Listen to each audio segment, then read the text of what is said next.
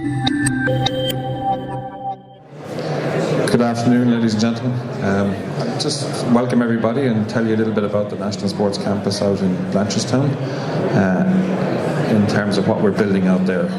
David Conway is my name. I'm the director of National Sports Campus, and I've been involved in the project for about the last 14 odd years, trying to get it to where it is today. And I'm glad to say we started off with a strapline of sport will live here, and now we can actually say that sport does live here. So it's quite good. Just a little bit about our background. We were a state agency in terms of the National Sports Campus Development Authority, and our four main aims were to develop the campus, to furnish and equip it, manage, operate and maintain it, and then make sure that people got to use it and avail of its facilities. And what we did, that last two functions, is that we set up our own wholly owned subsidiary company. It's our operations company. We have about 190 staff, full-time and part-time. So once the facility has been built by the authority itself, the operations company comes in behind it and actually runs the facilities. So it's a working model that works extremely well for us. On the 1st of October last year, we merged with another state agency called the Irish Sports Council. And what we've done is become Sport Ireland, and as a result of that, same functions that we've had previously are now subsumed into Sport Ireland itself. So it's worked quite well. We were very lucky in terms of when the new piece of legislation came into play, we got additional functions in terms that we could run any state facility that the Minister may ask us to do through our operations company. So it's worked extremely well. So what have we got at the National Sports Campus? We have a 500-acre site, literally off the M50, associated with Blanchardstown Hospital, and we've got the Blanchardstown Shopping Centre right beside us. Formerly it was a state laboratory and farm owned by the state that was vested in the campus to drive a full campus on that. So I'm not sure if anyone really knows where it is sometimes. That's a little bit of a bone of contention with me and so on. We've gone from being in Abbottstown to actually right beside Blanchardstown in terms of where it's coming from. So you can see it's a little oasis in a pocket of land just beside the M50. So what's the overall scheme? And I'll quickly go through the scheme because I've just got a video clip that probably will do exactly what I'm going to try and do in 2 minutes in terms of the campus itself. We went to the market and we developed a whole scheme of 220 acres of the 500 acres. And in that scheme, we had the National Aquatics Centre that was up and running from 2003 for the Special Olympics. Since then, we had a scheme with the GA, and the GA facility has now been open since April of this year. We've moved across then to our own multi-sport pitches, which are synthetic pitches. We're still working with the IRFU in terms of the facility itself for their pitches, which links into the National Indoor Arena, which is on site. We have our own turf pitches to the north of the site. We've rezoned a section of land, about 48 acres, that we're going to put up for sale in terms of to liquidate some of the assets in terms of actually our capital contribution towards the facilities itself. You would have all seen that the FAI came out last August, and they've been using their facilities, and the Irish team used it prior to their departure to France, and then they went down, of course, to the native hometown of one of the management team. So they were there with us and they came back to us before they departed. We have Irish Sport HQ, which has 19 governing bodies of sport based there. We have our own conference facility. We've got the Institute of Sport, which we put an extension on there last year for 3,800 square metres for all our high performance athletes working out. We've got our own horse sport arena, which is the same surface as the Olympics in terms of horse sport.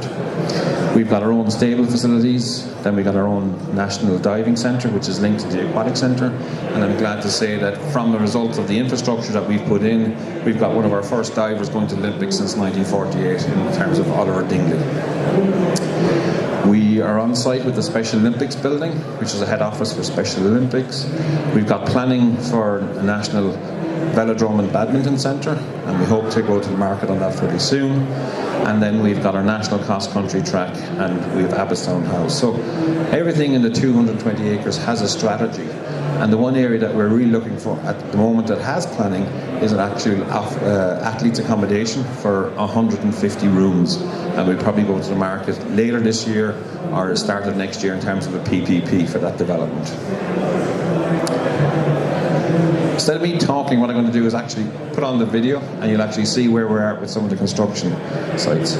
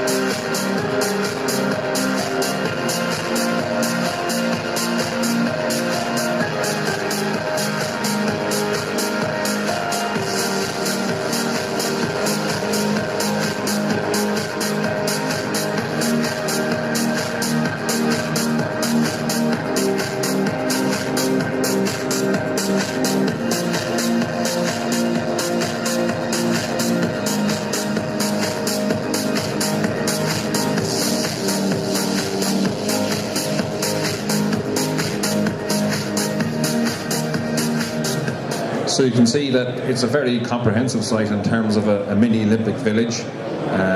Glad to say that it's gone extremely well in the last 2 years in terms of its development and the numbers that we're putting through the Aquatics Centre.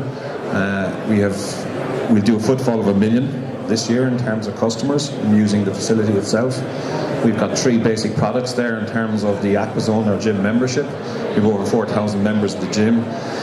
And we do 2,200 children a week in Learn to Swim. So they're actually very big numbers in terms of what we're achieving, what we're doing. Main project I kind of picked out in terms of where we're at in terms of the National Indoor Arena.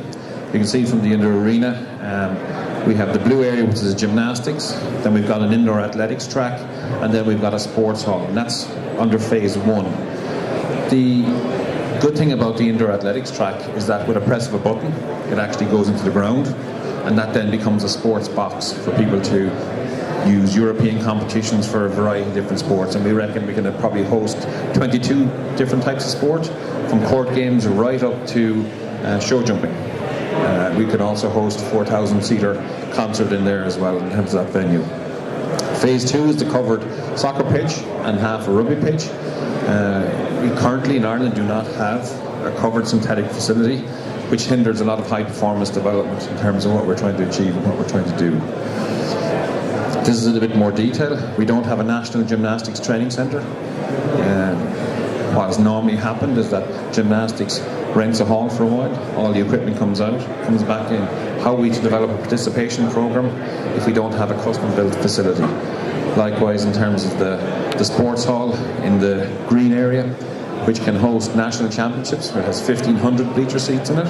So it's a very compact facility and well able to facilitate most of the indoor sports. This is where we're at on construction site. You can see the moat area for the actual track itself.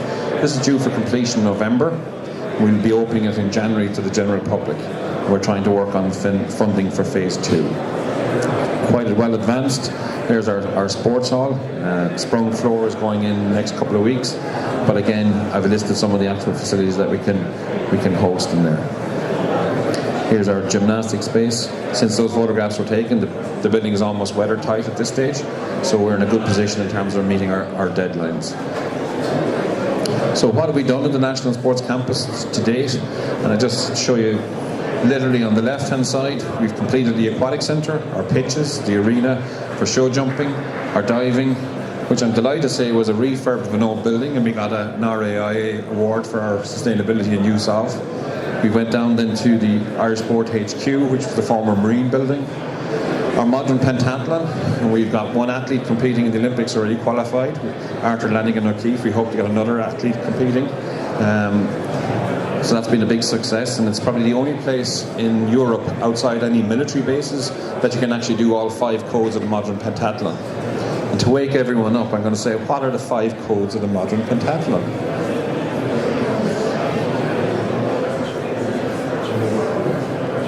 Archery? No. It was a hint in the video. Fencing for one. Anything else? I feel like Ferris Bueller up here. Anyone? Anyone now the next? Fencing, shooting, running, show jumping and swimming. And we can actually cater for all those actually on the site, which has worked extremely well for us. We operate Morton Stadium in Santry, which became a little bit of an orphan there about 7 years ago. So since then we've actually been taking it over. We put the actual Mondo track, which is the same track as that was done for the London Olympics, and it's worked extremely well and it's gone from strength to strength. We have a campus conference centre now, which can cater for over 100 people, a tiered conference centre with breakout rooms and catering space.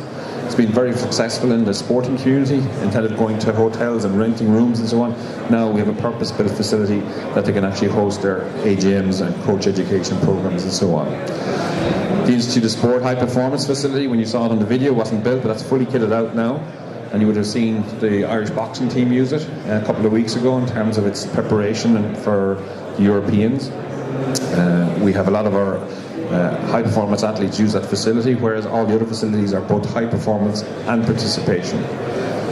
FAI facilities open in terms of the pitches, turf pitches open, GA facility, and our national cross country track is going in at the moment, and we'll be hosting our national championships later in the year. So what's on my horizon, what's my vision for the rest of the campus moving forward is phase 1 of the arena, which will be delivered at the end of this year.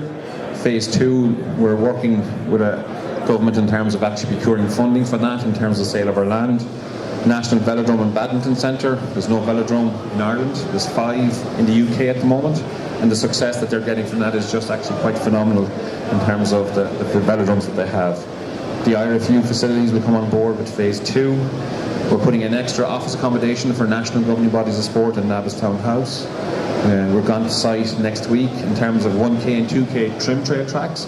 This allows wheelchair athletes as well as able-bodied athletes to train in the same facility. What we're finding a lot of time with some of our wheelchair athletes, they don't have a safe area to train. And we're putting that in with some community-based activities as well. Special Olympics building will be ready at the end of September, and then we're looking at athletes accommodation, the hotel going to the market, and a PPP in end of the year or early next year. So that's what we have at the campus. I think I've done inside my 15 minutes just about, got you back on track. It's only a taster of what we have, but I'd ask anybody to come out and see the place and enjoy it. And there's our vision and a beacon for Irish sport moving forward. So thank you so much for your time.